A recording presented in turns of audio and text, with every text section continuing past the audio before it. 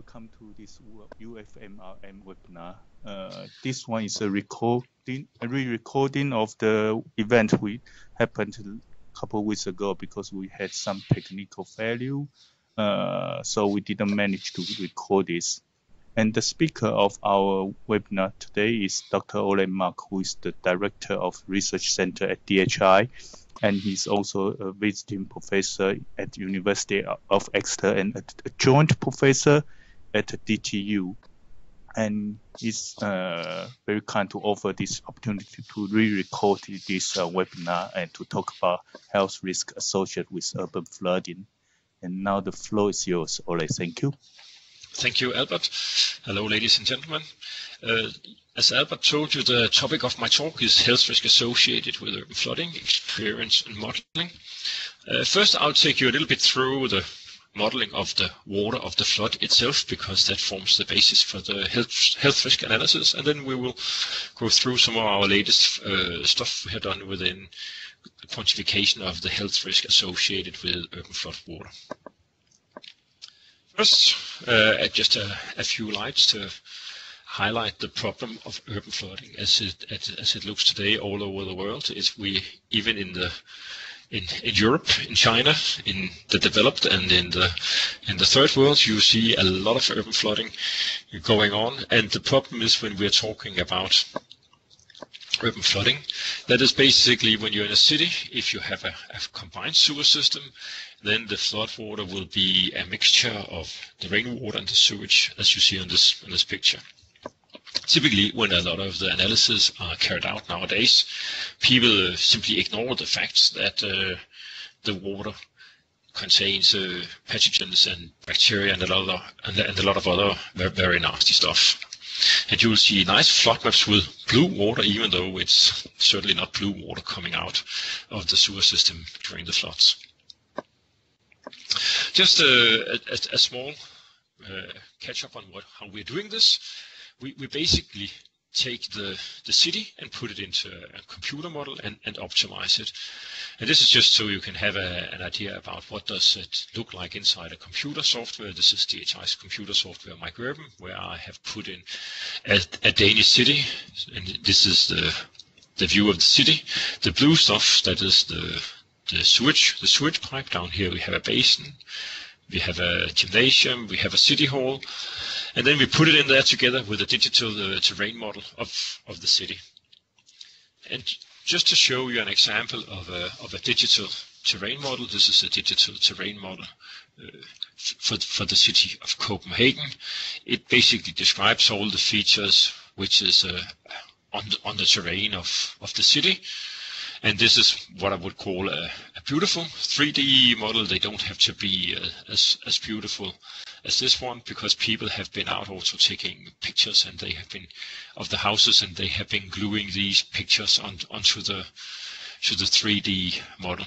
Typically, you will see something which we will see now in a short while, that when you are having LiDAR data in the 3D model, then you have the measurements basically as they are, and it will look like gray building blocks you have on the surface.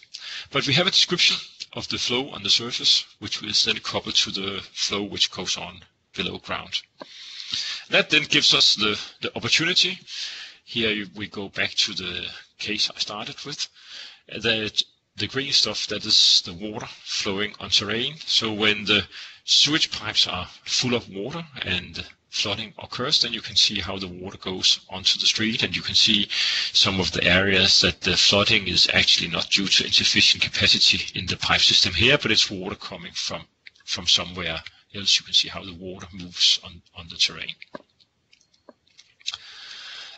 You can then have a look also into the future. This is the same simulation as you saw for the flooding before, where we analyzed a climate scenario A2 for a 10-year rain in the year 2100, which has been found for Denmark to be 30% stronger than a 10-year rain today. And then we simply plot the maximum water depths for the city. And if we overlay this with a a GIS map with the houses, and we can directly count the houses, and we have also got software which can compute the flood damages for the full city as function of the flooding. You then have options to study mitigation measures. Here in this case, they were interested in seeing what happens if we use the football field as flood storage. The football field is located here. It has dikes. So when the water level gets close to the terrain, then we will pump the water into the football field and then see how much can we reduce the flood extent. So for exactly the same rain, you can now see we have water on the football field and much less flood extent in the rest of the city.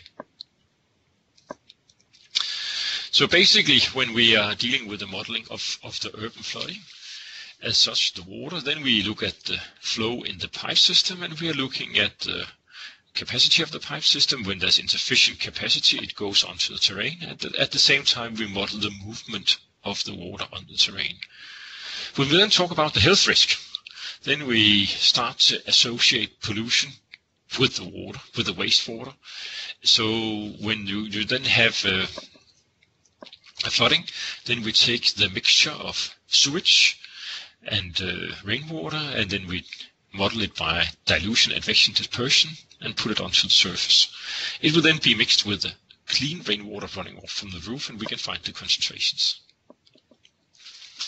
Why are we doing this?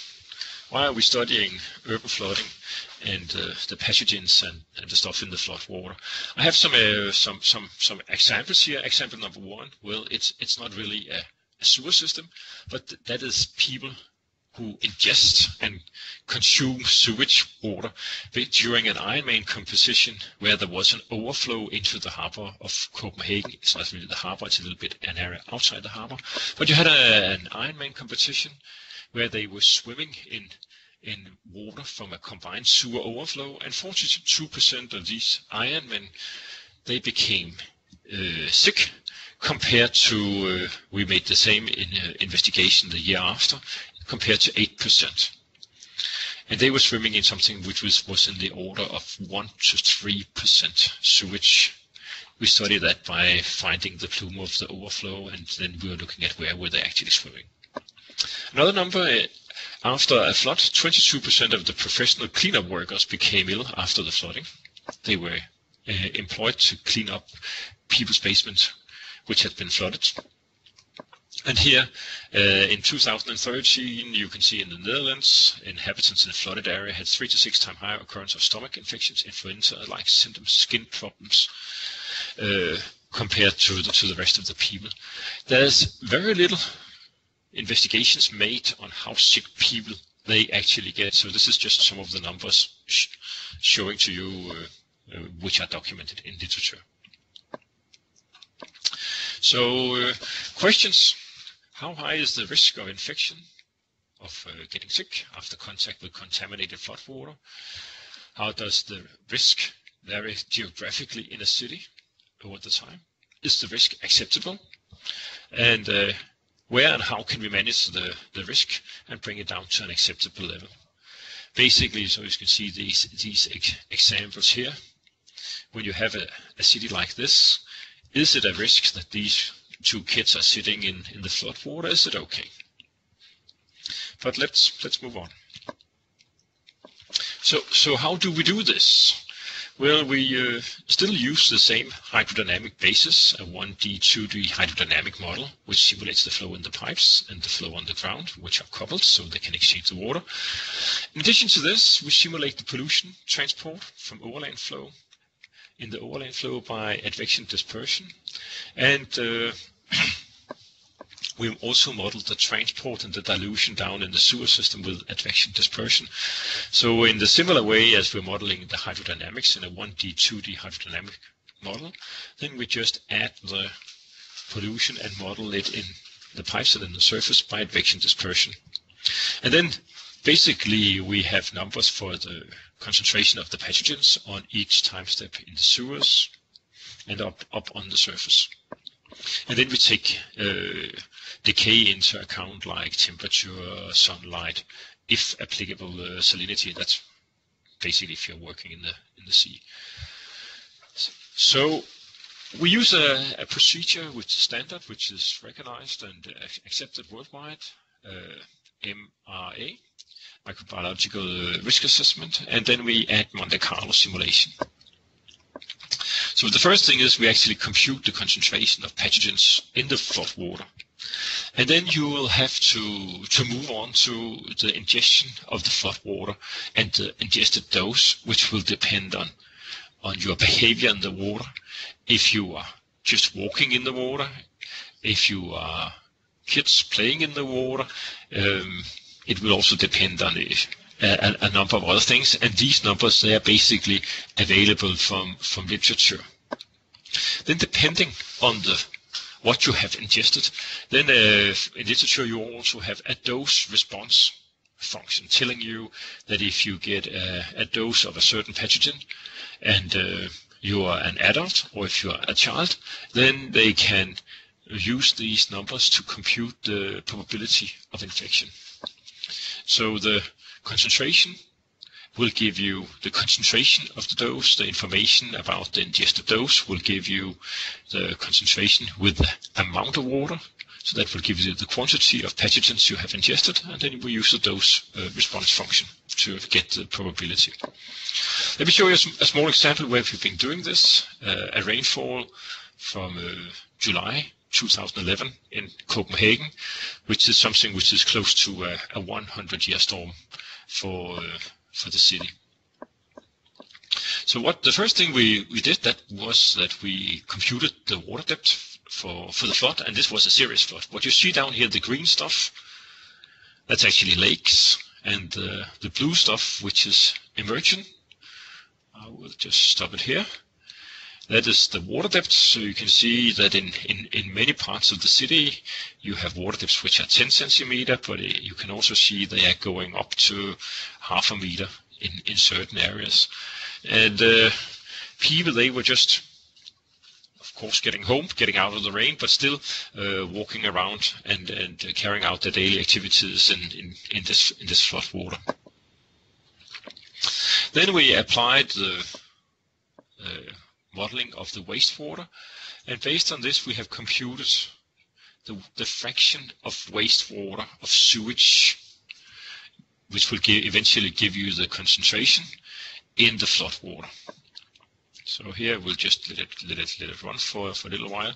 First you saw that lakes, they get some overflows, and then you can start to look here, the green stuff, then you are having something like 0.02 per thousand to 0.05 per thousand of the water is wastewater. But when you are getting down to the yellow areas, then you are in something like 0.5% to 1% of the water you have on the streets moving into people's houses and in the basements.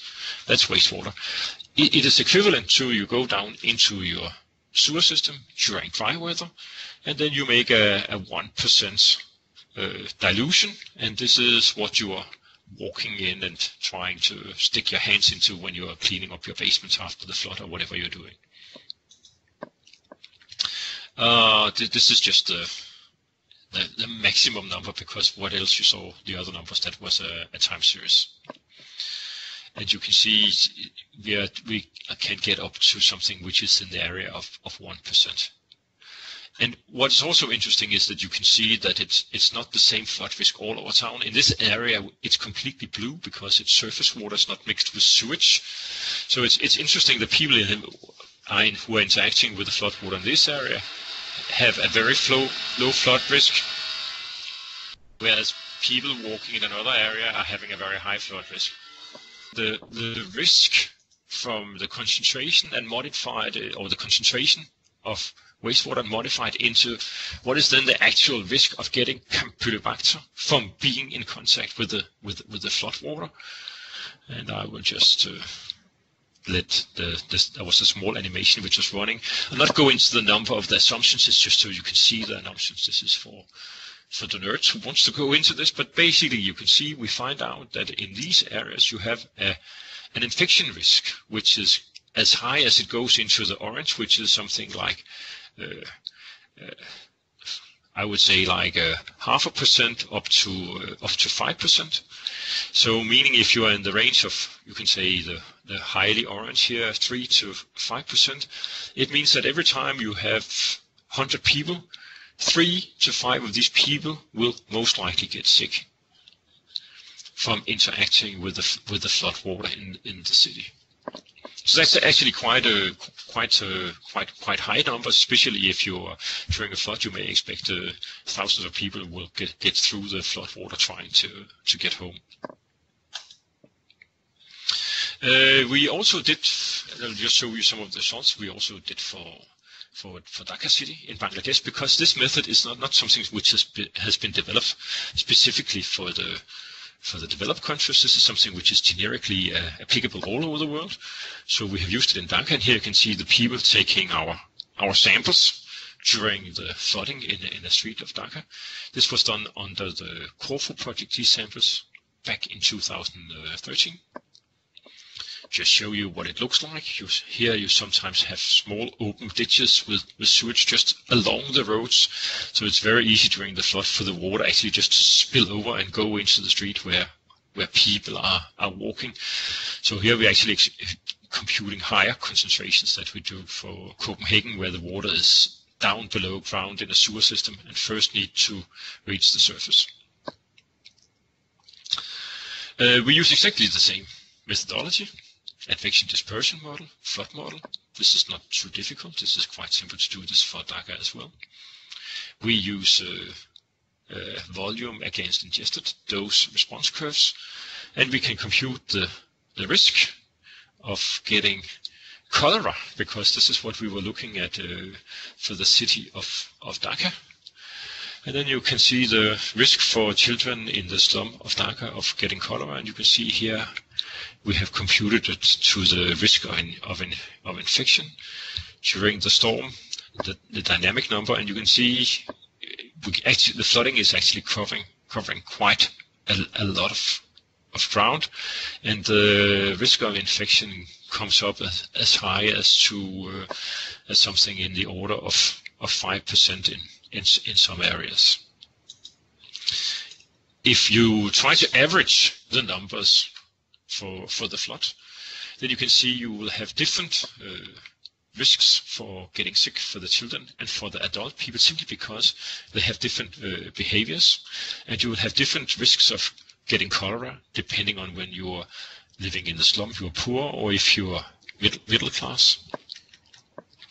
And then you also have a change in the risk depending on how high concentrations you're exposed to. So you can see if you go here to this area called Rasabak, then we will see that if you are living in the slum, then you have 2.2 times 10 into the power minus 3 risk of getting cholera if you are a child, meaning that every time you have 1,000 children in contact with the water, and mind you, Dhaka is a huge city with maybe 10 million people, but in this area, then 2 of them, every time you have 1,000 children, is most likely to get cholera. If you move down to other areas, it goes to 5, and it goes a little bit low if you are in another area. And this is interesting because this shows and demonstrates, we discussed and with the hospitals how many people they got in to be treated for cholera after a flood, and this was an order of magnitude which they certainly could recognize. So this is very interesting because then all of a sudden we show that when you are doing flood management, it's not just a matter of the physical damages by the water, but if you do intelligent flood management, you can also reduce the burden of disease and the cholera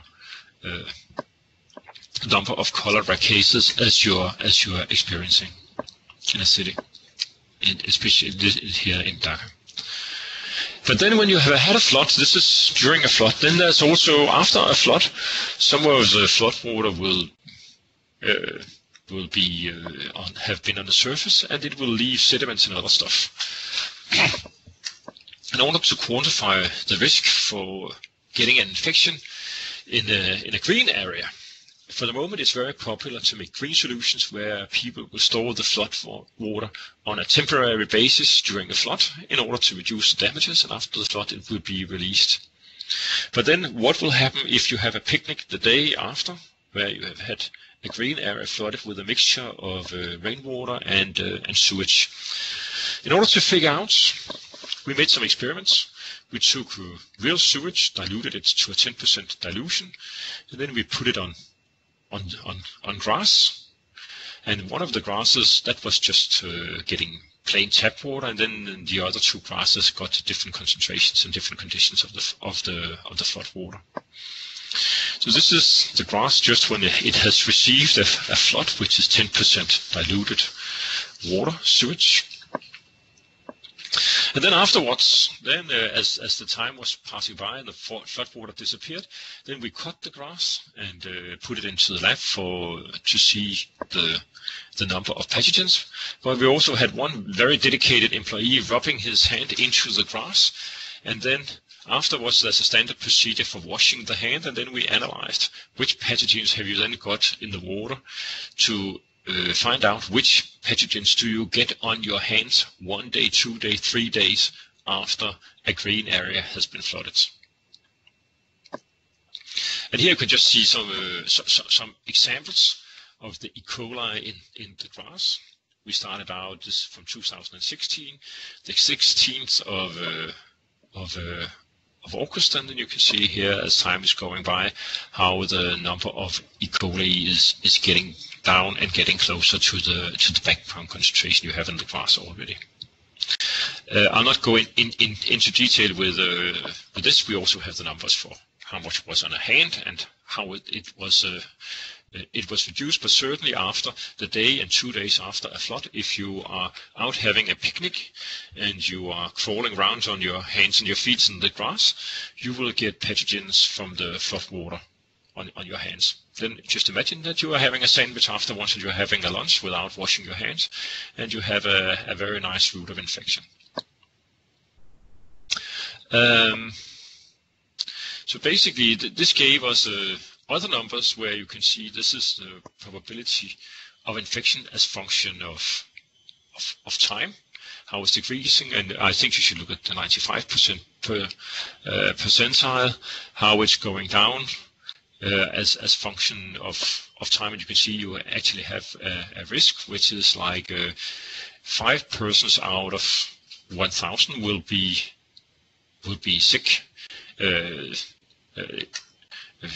if you have a picnic immediately after a flood, and 2 days after you still have 2 people who will be sick after due to the fact that they are having a picnic in an area which was flooded.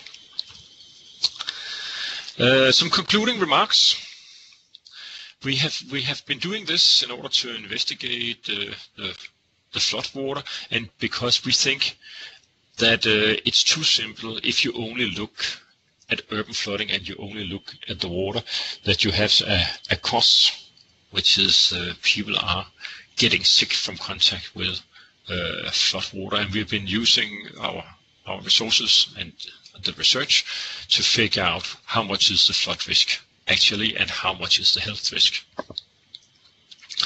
So what we can do today is we can estimate and evaluate the infection risk in a present situation for flooding. We can analyze if impacts of mitigation measures, if you reduce the flooding or if you ask people to behave differently, not to have picnics in a parks after flooding. And basically we think this should go in as a standard tool, as a health check for climate change adaptations when people are starting to use the green areas. In the good old days, the sewer system was built because we had huge problems in many cities with open sewer systems, and people were in contact with the sewage water. A couple of 100 years ago, the sewer systems, they were invented. We reduced the burden of disease on the population in the cities significantly, and we don't want to bring this problem back, that we are now designing green solutions to reduce flood damages on buildings and other stuff, where we are then having flooding brought to the surface which contains pathogens and now will pose a new health risk to the population. So basically, we think that when you're doing climate adaptation and you're using green areas to reduce the flooding, you should give it a health check at the same time. Yes, and this was finally, we can even look at the health risk in a park a few days after rain. So I just want to say thank you for your attention, and I hope that you're not too much disturbed of some person wanted to make a bit of noise in the room next to me while I gave the talk. And if you have any questions or thoughts on this, then you are most welcome to flip me an email, write me an email, get hold of me to get some more information about what we are doing and what we have done in the past. Thank you very much for your attention. Thank you very much, Ole. It's very interesting, and you raised a very important issue in this urban flood risk management. That's the health risk to the people. Thank you, Albert. Yeah, it's very useful for many of our audience, and unfortunately we won't be able to have Q&A because there's no audience for the recording. But I remember one of the questions raised during our webinar, that's about the modeling element. So do you run the model, the hydraulic model and the concentration model separately, or No.